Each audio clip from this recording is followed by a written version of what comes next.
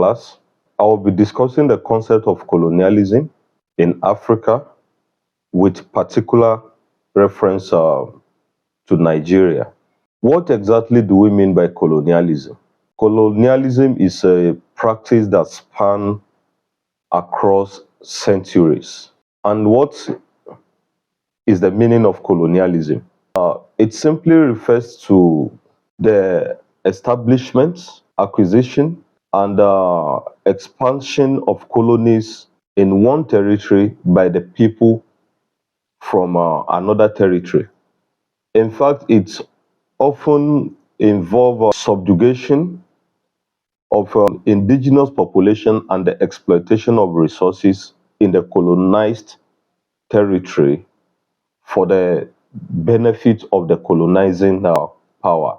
This, in most situations, is often characterized by unequal power dynamics. If you look at colonialism in Africa, it has historically manifested in various forms, including settler colonialism, where large number of people from colonizing powers established permanent settlements and exploitation colonialism. Exploitation colonialism focused primarily on resource extraction.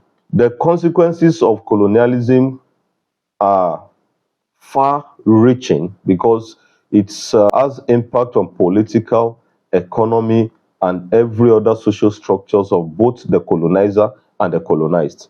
And this has left a lasting legacies of inequality and cultural disruptions within African societies. How did the colonial masters plan? What actually were their plans as at that time? African countries were shared among the colonial powers during the Berlin Conference of 1884 to 1885.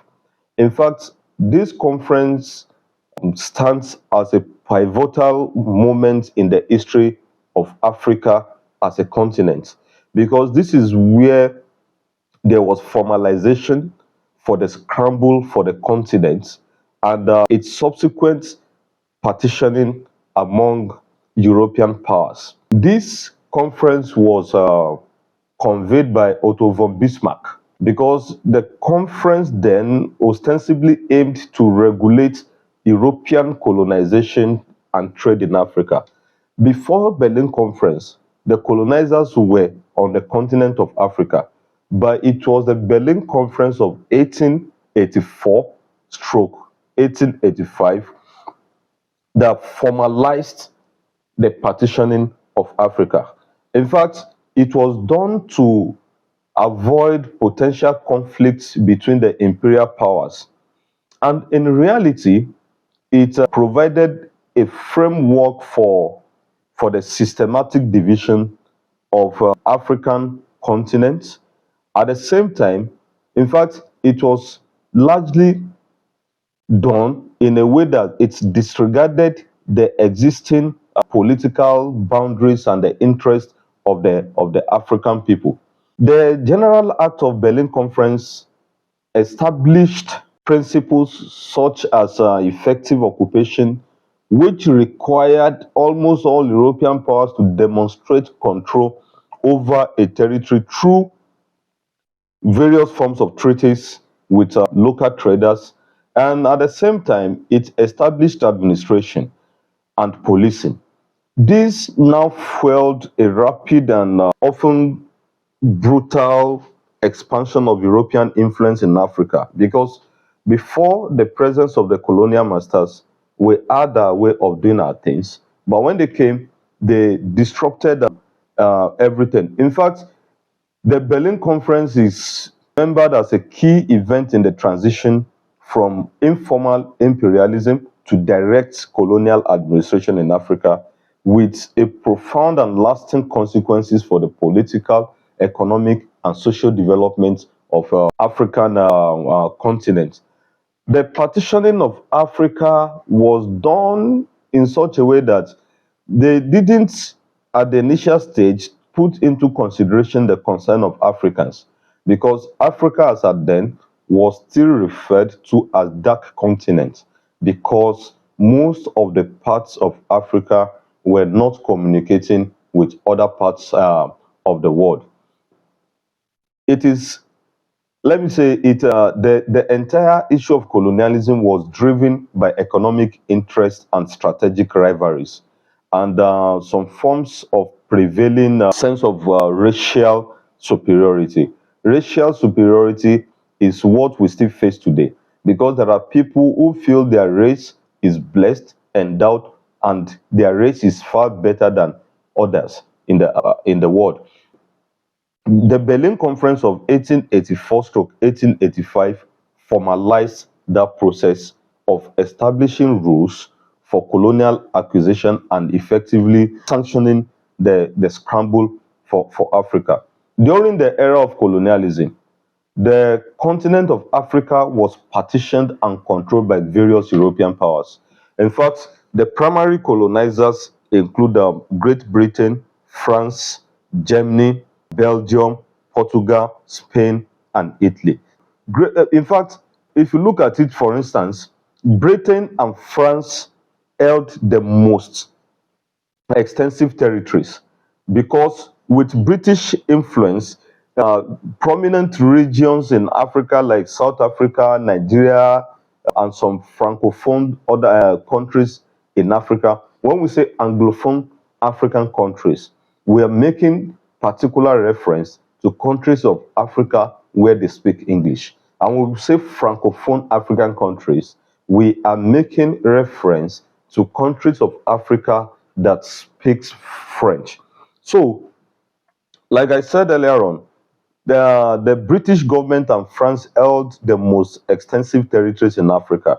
Therefore, we have other world powers like Germany. Germany possessed countries like Cameroon and the likes. Belgium controlled the likes of Congo. Portugal maintained some forms of colonial control over countries like Angola and Mozambique.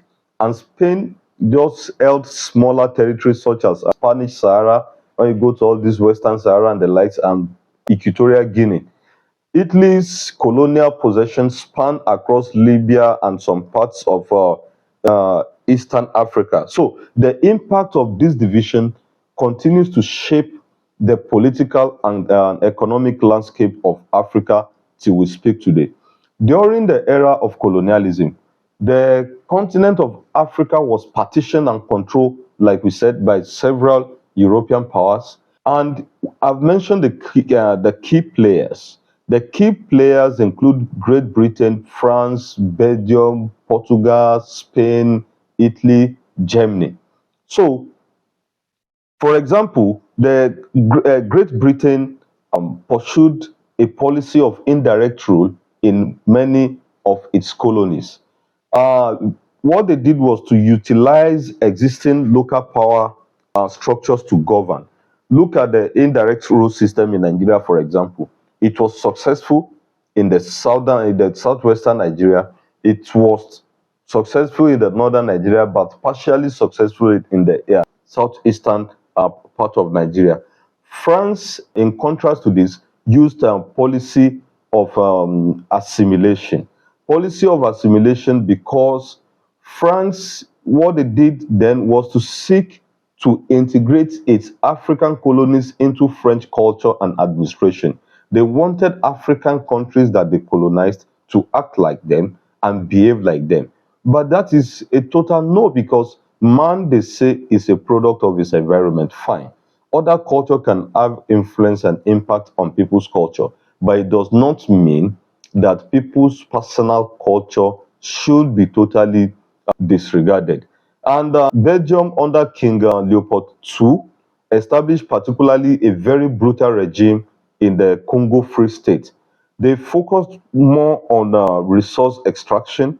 Other colonial powers like Portugal, Spain, Italy all controlled smaller territories, unlike Great Britain and France that held extensive parts of African countries then.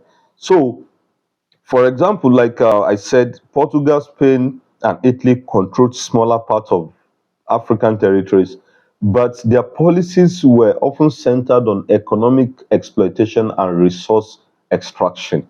So the varied colonial policies had last and long impact on the political, economic, and social structures of the African continent. What do I mean by social structures of the African continent? I'm making particular reference to the pattern of behavior that exists within African social institutions. Let's now look at Nigeria's colonial history. Nigeria's colonial history, spanning from the late 19th to mid 20th centuries, profoundly shaped our political, economic, and social structures in this country. In fact, British influence was initially driven by trade. So outside that, it now gradually evolved into formal control, culminating into the establishment of colony and protectorates of Nigeria in 1914. Don't also forget that it was in 1914 that Nigeria was amalgamated. The southern and the northern protectorate of Nigeria were all amalgamated in 1914, and that ushered Nigeria into an era of imposed administrative system. By who? By the British government. Outside the imposed administrative system, there was also resource exploitation and the introduction of Western education and legal frameworks. Then there are proponents that have argued that colonialism brought infrastructural development. There is no doubt about that. That is 100% correct. There was infrastructural development, and they as well tried to unify the disparate ethnic groups. But critics over the years have laid more emphasis on the erosion of indigenous culture. And it is because of the erosion of this indigenous culture, we now have certain universities in Nigeria now teaching students what we call Nigerian people and culture, and that is what necessitates or facilitated our discussion right now. Because if you look at it very well, there was this imposition of artificial boundaries that exacerbated ethnic tensions and the siphoning of resources that have hindered our long-term economic development in Nigeria. So the legacy of the colonial Nigeria continues to resonate in the nation's contemporary challenges, including political instability, economic inequality, and the ongoing struggle to forge a cohesion and unity in Nigeria. So, colonial impact on Nigeria's culture is profound and has many sides. You know, the imposition of foreign systems disrupted traditional social structures because our pattern of behavior, sense of dialogue, and way of behavior started changing. And political organizations and economic practices were affected. European languages, especially English and French, gained prominence. It is the English I'm speaking right now, and it is because of the impact of colonialism or colonial administration. Like I said, English gained prominence, influencing education, administration, and literature. So sometimes at the expense of indigenous languages, because most of the things they did was more or less to wipe away things we had that they felt was not good enough and try as much as possible to bring theirs. And traditional religious beliefs and practices were challenged by the introduction of Christianity, especially within British held territories, because they came with their Christian missionaries. They came with their civilizing mission. What they told us was they came to civilize Africans because Africa was a dark continent and we were not in any way communicating with every other part of the world. Forgetting that Africans had their own form of religion before the invasion of the colonial masters. They introduced Christianity, and this led to the abandonment of our ancestral faiths. However, there are still some sections within this country who have been able to hold affirm their own indigenous beliefs. They do not believe in Christianity and Islam. They still believe in their ancestral faith.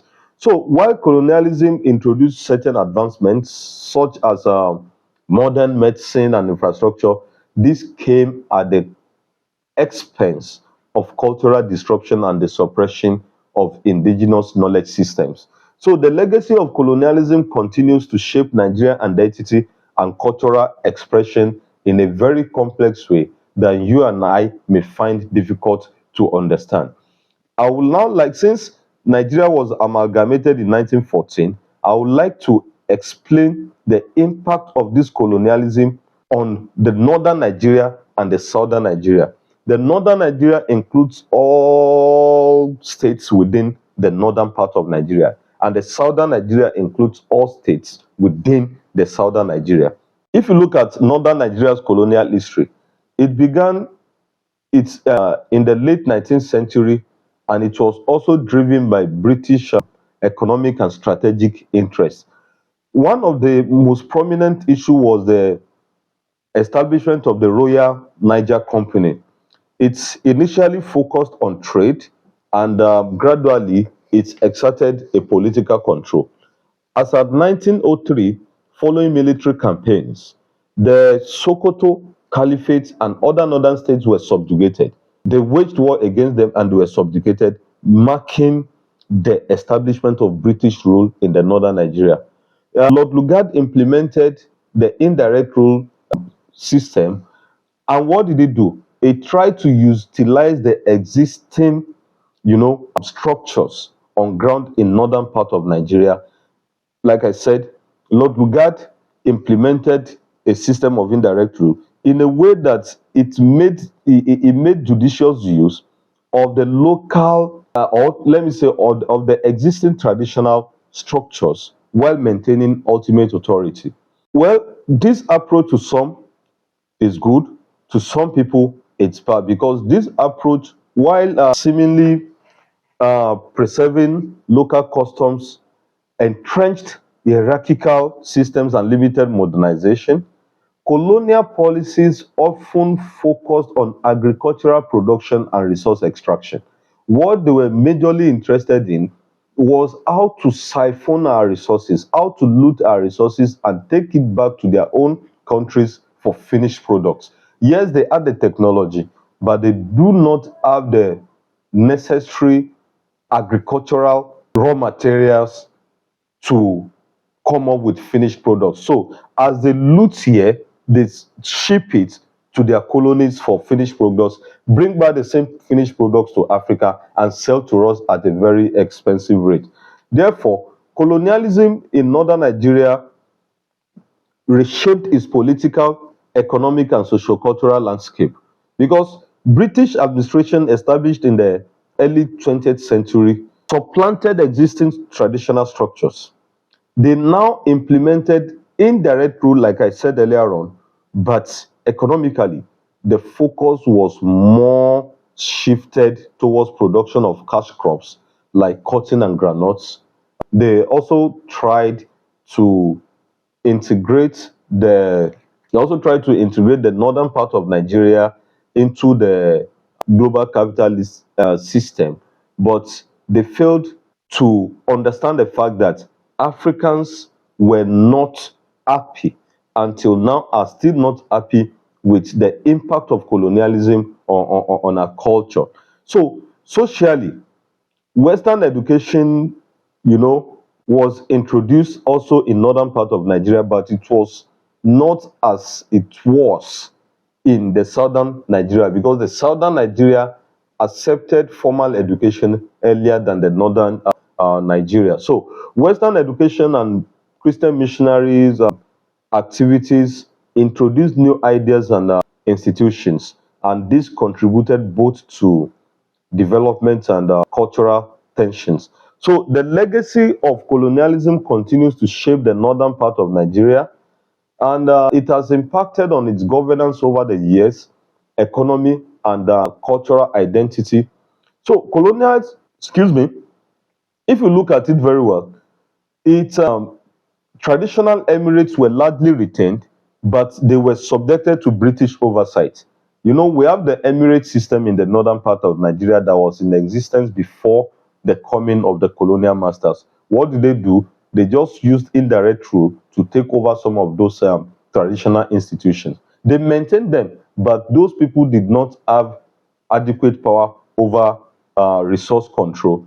It was largely, in fact, the legacy of colonialism in northern part of Nigeria includes altered power dynamics, economic dependency, and a complex of issues between tradition and modernity that have continued to shape northern part of Nigeria today. Then, if you look at the southern Nigeria history of colonialism is also very complicated and complex, and it was characterized by gradual encroachment, economic exploitation, and socio-political transformation. So the British influence in the region of southern Nigeria began in the mid 19th century, and it was also initially driven by trade in palm oil and other resources. The abolition of slave trade further spurred British interest in establishing legitimate commerce in the southern Nigeria and the control of key coastal areas for easy transportation. The establishment of Oil Rivers Protectorate in 1885 marks a significant step towards formal colonization, and this protectorate later was renamed the Niger Coast Protectorate.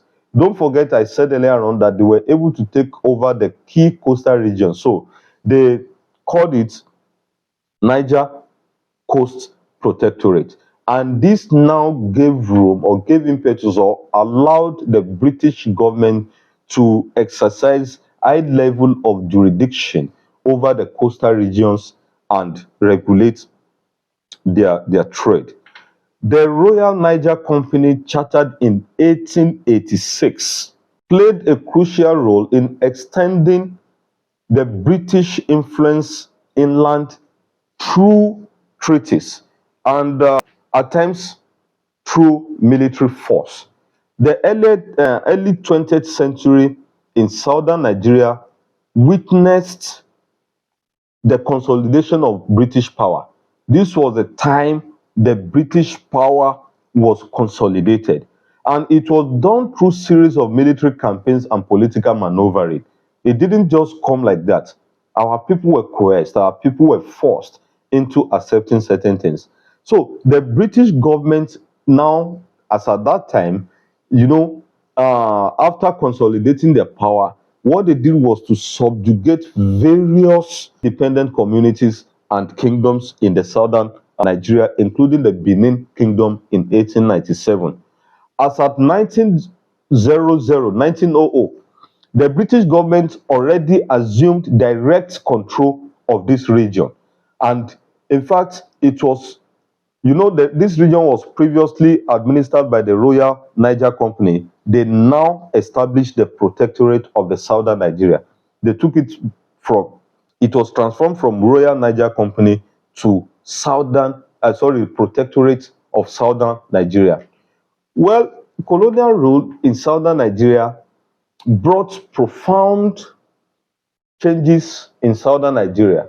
Traditional political systems were undermined, and a new administration structure was imposed. There was introduction of Western education, and Christianity had a lasting impact on the region's socio-cultural landscape. In fact, Christianity as at that time was more dominant in the southern part of Nigeria than the northern part of Nigeria. They continued exploiting our resources. In fact, the exploitation of natural resources such as oil and rubber in the southern Nigeria fueled economic growth and also led to environmental degradation and social inequalities. Environmental degradation is an issue we have been fighting in the southern part of Nigeria till now. There are communities in the southern Nigeria, especially the oil-rich states, where they cannot even do any of their indigenous work any longer. Some regions are known for farming, some are known for agriculture, and most of these people cannot even do all these things any longer. So the legacy of the of colonialism continue to shape southern Nigeria today. There is these artificial boundaries created by the British. What do I mean? The imposition of foreign institutions and economic exploitation of the region have a last impact on its political, economic, and social development. So, understanding this history is very essential to in order for us to be able to comprehend the challenges and opportunities facing the southern Nigeria in the 21st century. Like I said, economically, colonialism integrated southern Nigeria into the global capitalist system as well as it's applicable to the northern part, because primarily as a supplier of raw materials such as palm oil and rubber. And colonialism also created a kind of dependence on external markets, and this has hindered our development of local industries till we speak. There was introduction of cash crops, and they alter agricultural practices and land tenure system as at that time. And in the process of establishing this, indigenous people were displaced, and the farmers faced a whole lot of exacerbating social inequalities. Colonial policies influence social and cultural life. There is no doubt about that, because the introduction of Western education and Christianity led to the emergence, of a new elite. But this also created tensions between the traditional beliefs and the imported values. What do I mean by imported values? I'm talking about the values norms that was brought in by the British government against the wish of our people. The arbitrary drawing of boundaries during the colonial era disregarded the existing ethnic and cultural divisions in Nigeria, and this contributed to various conflicts that we had then, and even is still contributing to future conflict. In conclusion, colonialism then in Nigeria had series of problems, and it also had an enduring impact on southern Nigeria. These impacts also have shaped our political landscape, economic structure, and social fabric in ways that we continue to resonate till today. Because despite our natural, or let me say, despite our abundant natural resources, we are still a bit backward in this part of the world. We don't have much of development. One of the problems facing this country is the problem of corruption, mismanagement of fund, bad leadership, lack of patriotism in Nigeria generally. So, impact of colonialism on the people of Nigeria is enormous, and there is no way we will not continue to talk about this. But to people who have been able to adopt foreign cultures, I think it is also very crucial we understand the impact